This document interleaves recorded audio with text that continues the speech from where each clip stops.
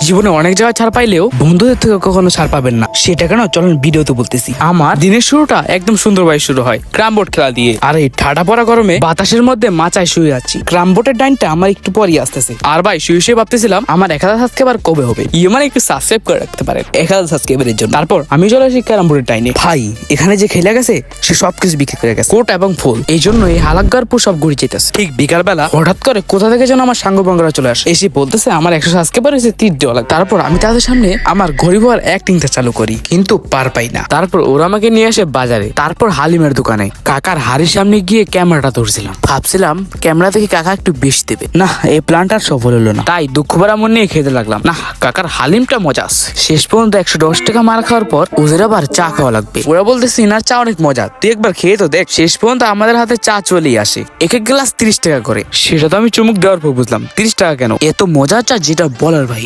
একেবারে সেই স্বাদ। এমন সুন্দর সুন্দর মিনি ব্লগ দেখতে চাইলে আমাকে সাবস্ক্রাইব করে রাখুন।